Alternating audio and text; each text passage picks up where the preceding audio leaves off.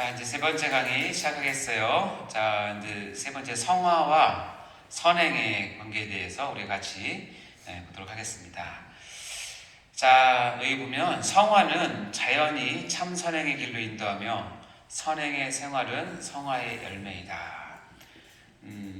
성화를 우리에게 허락하신, 명령하신 하나님의 뜻이 있는데 그것은 바로 선행이라고 성경에 되어 있고요. 그래서 성화의 열매는 바로 선한 삶을 사는 것을 뜻합니다. 그래서 밑에 말이 중요한데 이것을 좀 더 확장시키면 구원받은 사람의 증거는 뭐다? 선행이다. 이걸 오해하시면 안 되는데 구원받은 사람 그러니까 선행을 해서 구원을 얻는다? 이런 뜻이 절대 아니에요. 그러나 반드시 알아야 될 것은 구원받은 사람은 그가 구원받았다는 것을 표현하는 여러 가지가 있는데 하나님께서 원하시는 열매가 하나 있는데 뭐냐면 선행이에요. 그래서 일단은 선행에 대한 개념 우리가 다시 한번 봐야 되겠지만, 그래서 구원받은 사람의 증거는 선행이다. 이것은 여러분 반드시 알고 계셔야 됩니다. 이 표 기억나실 거예요, 그렇죠? 기억나십니까? 네, 왼쪽에 수학 공식처럼 되어 있는 거 A 플러스 B는 A 다시는 뭐냐면 믿음과 행함은 합쳐져서 참믿음 A 다시가 된다는 것이죠. 그리고 성경에는 A가 있고 B가 숨겨져 있는 것을 A 다시로도 보는 경우가 있고 B가 있는데 거기에 하나님 보시기가 A가 숨겨 있으면 이것을 A 다시로 봐서 참 믿음을 가진 사람으로서 구원받은 자라고 인정을 해줍니다. 그러나 주의할 것은 뭐냐면 믿음이 있노라 했는데 거기에 맞는 선행, 삶, 행함이 없는 것은 절대로 A 다시 참 믿음이라고 얘기하지 않는다는 거예요. 똑같습니다. B가 있는데 거기에 A가 없으면 믿음이 없이 그냥 행하기만 한다면 그것은 절대로 A가 다시가 될 수가 없다. B도 아까도 얘기했지만 참 믿음에서 나오는 B가 있는 반면에 율법적인 행함, 자기 의를 드러내기 위한 행함, 자기를 세우기 위한 행함은 B-인데 이게 B와 B-는 전혀 다른 것이다라는 것을 기억하시고 B-를 가지고는 절대로 A-에 갈 수가 없다라는 거예요. 자, 그러면 우리가 아까 구원은 증거는 선행이라고 얘기를 한다면 이렇게 보면 됩니다. 나중에 나오겠지만 A-라고 하는 것에는 반드시 뭐가 들어있다? B가 들어있는 것을 보여라는 뜻이에요. 네, 이게 되세요? 자, 그래서 여러분 예수 믿는 사람은 착하게 사셔야 돼요. 이렇게 착하게 사셔야 돼요. 착하게 살자. 왼쪽 팔에 이분이 상당히 은혜 받으셨나봐요. 왼쪽 팔에 착하게 살자. 착하게라는 말이 이제 단순히 도덕적 착한 게 아니라 금방 말씀드린 것처럼 하나님이 구원받은 사람으로서는 선행이 반드시 드러나야 된다는 것을 보여주기 위해서 보는 겁니다. 참 선행의 성질은 그래서 뭐냐면 동기는 뭐냐면 하나님의 뜻에 순종하려고 하는 욕망에서 나온 것이 동기예요. 다시 얘기하면 하나님의 뜻을 순종하여서 성화로 가려고 하는 그 동기에서 시작된 것이 참 선행이고 목적은 하나예요. 오직 하나님의 영광을 위해서 자기를 드러내기 위해서 자기의 어떤 가족을 위해서 아니면 자기 모임을 위해서 그런 것이 아니라 자기의 재정을 위해서가 아니라 이것은 어떤 이유든지 하나님의 영광을 위한 목적이 참 선행의 목적입니다. 그리고 이 참 선행을 수행할 수 있는 사람은 뭐냐면 이겠지만 참 중생한 거듭난 자만이 가능하다는 거예요. 그래서 밑에 받은 말씀처럼 구원받은 사람의 증거는 뭐다? 선행이다. 그래서 하나님의 뜻을 순종하려는 마음부터 시작을 해서 하나님의 영광을 위해서 자기 모든 것을 이렇게 하나님 앞에 드리고 이웃을 사랑하고 그들을 위해서 희생하고 헌신하는 그 모든 것은 구원받은 사람의 증거가 바로 선행이라는 뜻입니다. 다 아시겠지만 고린도전서 10장 31절에 이렇게 말씀하시죠. 읽어보겠습니다. 시작. 그런즉 너희가 먹든지 마시든지 무엇을 하든지 다 하나님의 영광을 위하여 하라. 하나님의 영광을 위하여 하는 것이 우리의 선행의 성질이죠. 자, 그래서 이 선행의 필요성은 이렇게 됩니다. 선행으로는 구원을 얻지 못한다. 이것은 아주 큰 진리죠. 선행으로는 구원을 얻지 못합니다. 그러나 구원받은 사람은 선행을 해야 한다. 자, 이거 다시 한번 정리해 볼까요? 이거를 이제 아까 공식으로 본다면 이렇게 되겠죠. 선행으로 구원을 받지 못한다. B-는 결코 A-가 될 수가 없다. 그러나 구원받은 사람은 선행을 해야 된다. A-를 받은 사람은 A와 플러스 뭐가 있어야 된다? B가 있어야 된다. 이 B는 율법적 행함이 아니라 믿음에 의해 나오는 행함이라는 것을 얘기를 하고 있는 것이죠. 이것이 이해가 되면 참 선행은 성화는 선행으로 표현된다는 것을 이제 이해할 수 있는 것입니다. 자, 선행의 필요성. 왜 선행이 왜 필요하느냐? 우리 성화를 요구하시려는 하나님의 뜻과 거의 일맥상통한데요. 첫 번째는 하나님의 강력한 요구이기 때문에 그래요. 성화를 요구하시는 하나님께서 이 성화를 통해서 선행을 요구하시기 때문에 그렇습니다.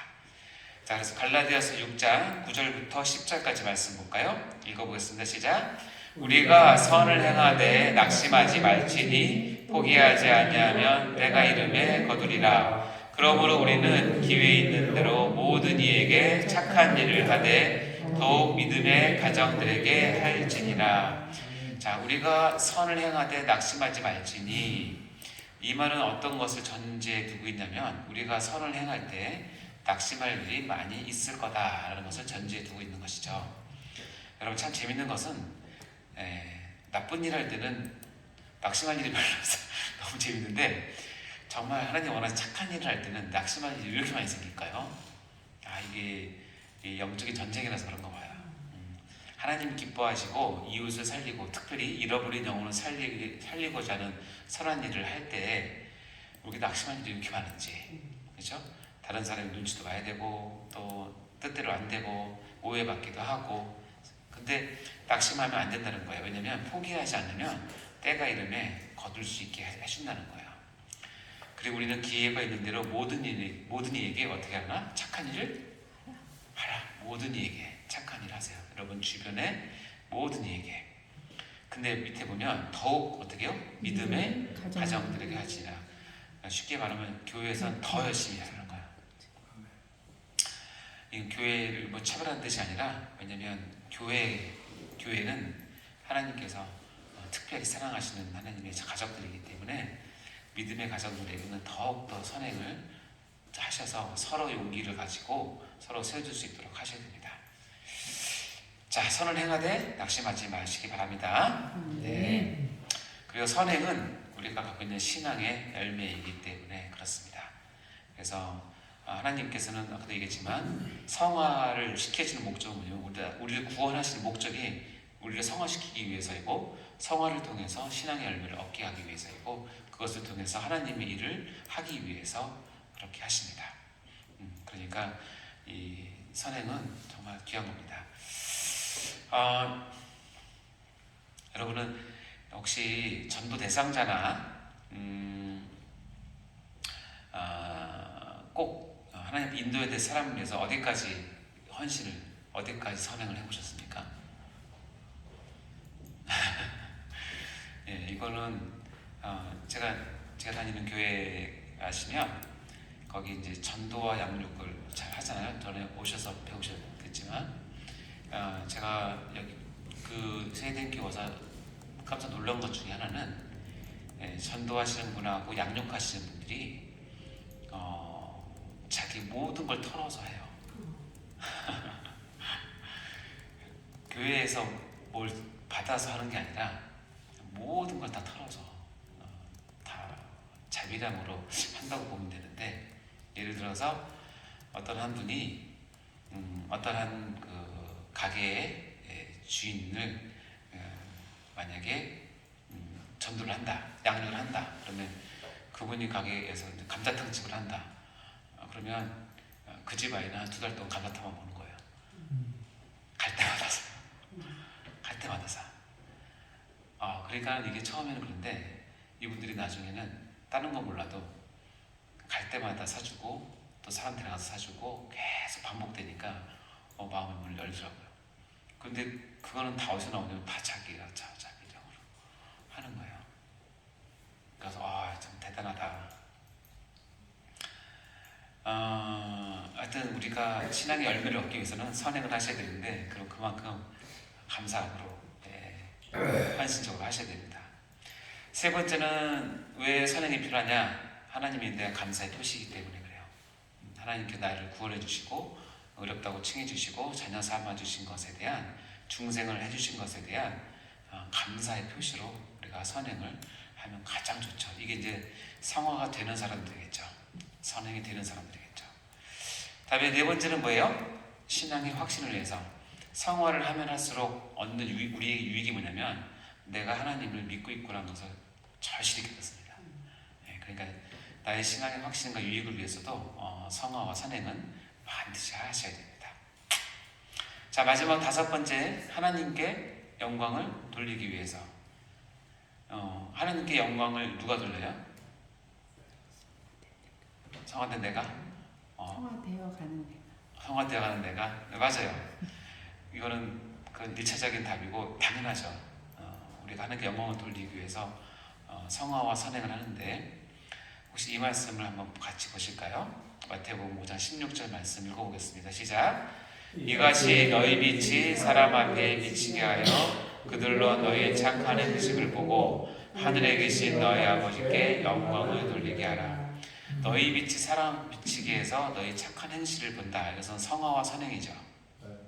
성화와 선행을 하면 1차적으로는 우리가 하나님께 영광을 돌리는 것은 지극히 당연한 거고요. 여기에 보면 예수님께서 뭐라면 그들이 너희의 착한 행실을 보고 너희들의 성화와 선행을 보고 하늘에 계신 너희 아버지께 영광을 누가 영광을 돌리는 거예요? 그들이 나의 성화와 선행을 본 그들이 영광을 돌릴 때까지 내가 성화와 선행을 해야 된다는 거예요. 아시겠죠? 이것이 목표예요. 하나님께서 원하시는 것이고 이것을 통해서 하나님은 전도도 하시고 또 하시고 하나님이 일을 드러내십니다. 그래서 성화를 통해서 하나님께 나도 영광을 돌리듯이만 나의 성화와 선행을 보면서 감동받은 이들이 당신이 믿는 하나님 나도 믿고 싶고 당신이 믿는 하나님 예수님 내 그분께도 영광을 돌린다라고 할 때까지 여러분이 성화와 선행에 매진을 하셔야 됩니다. 아멘. 자, 이제 마지막인데요. 볼까요? 자, 그럼 어떻게 하면 성화를 통해 더 나아갈 수 있을까? 좀 더 실제적인 부분인데 팁을 드립니다. 우리가 성화를 하려면 처음 우리가 자르면 하나님 뽑으십니다. 왜냐면 아까도 얘기했지만 하나님의 명령을 듣고 일단 잘라야 돼요. 그러면 선생님께서 뽑도록 도와주세요. 여러분 그거 아시죠? 죄는 저도 제가 과선화가는 그런 건 아니지만 가지치기를 하잖아요. 그러면 가지치기를 하면 거기서는 치기를 하면 두 개가 더 난대요. 그러니까 끝을 가지치기 하는 건 답이 아니래요. 어떻게 되면 그걸 없애려면 뿌리를 뽑아야 된대요. 우리 죄악도 똑같은데 성화를 통해 살려면 내가 이게 자르잖아요. 자를 때 하나님께서는 어떻게 도와주시냐면 뽑는 걸 도와주세요. 그러니까 우리 힘으로는 뽑는 거는 거의 불가능하기 때문에 그러니까 열심히 자르고 하나님께 맡기시면 하나님 뽑으세요.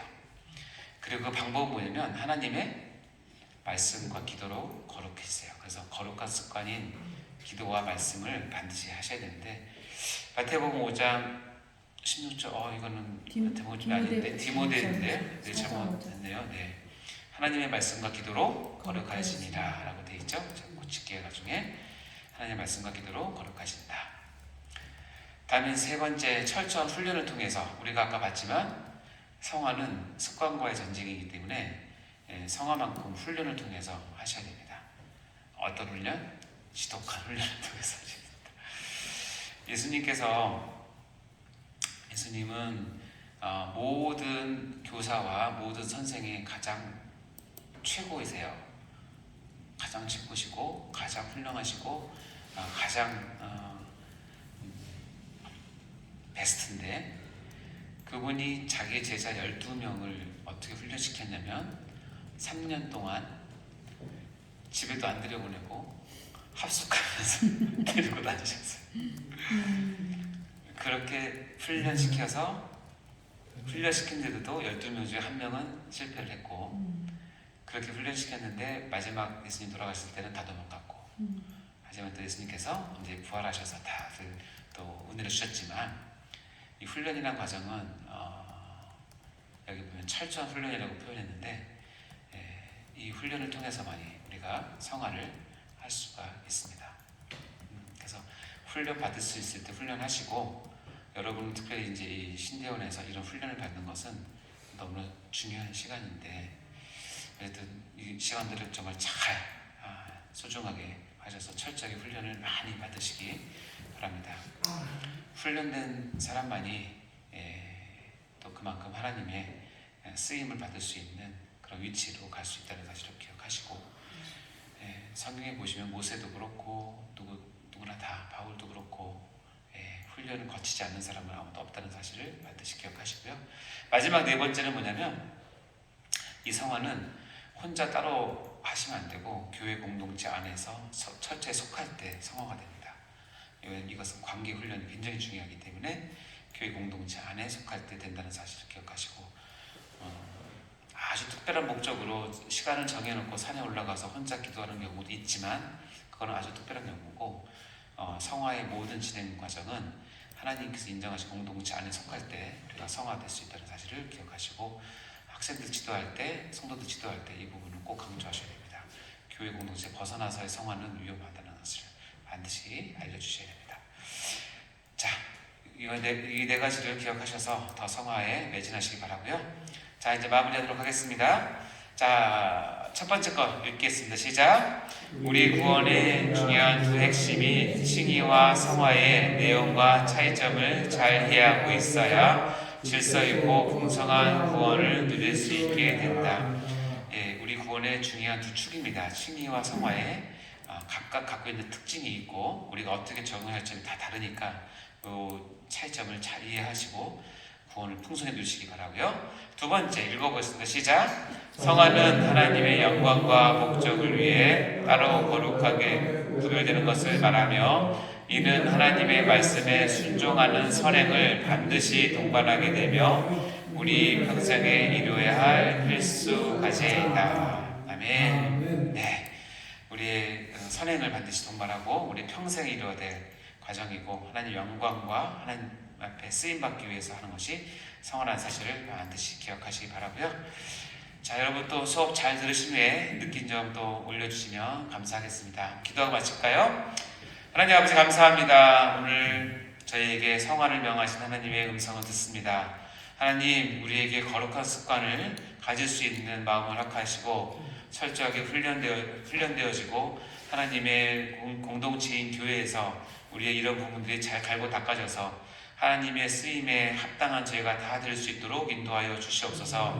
특별히 하나님 우리가 사역자로 특별히 목회자로 우리를 부르셨는데 하나님 우리가 더 먼저 더 많이 더 깊이 성화되어서 아버지와 모든 우리 주변의 성도들과 모든 주변의 이웃들에게 감화와 감동을 줄 수 있도록 도와주시고 저들로 하여금 우리의 이 성화된 모습을 통하여서 우리 하나님을 찬양하고 영광 돌릴 수 있는 데까지 우리가 자라갈 수 있도록 인도하여 주시옵소서. 우리를 사용하여 주옵소서. 거룩한 이 행전을 우리가 죽을 때까지 놓치지 않고 뒤돌아보지 않고 되돌림 없이 끝까지 완성하여서 하나님 앞에 설 때까지 우리가 이 성화를 완성해 갈 수 있도록 축복하여 주시옵소서. 감사드립니다. 이 모든 말씀을 예수님 이름으로 기도하옵나이다. 아멘. 감사합니다. 수고하셨습니다.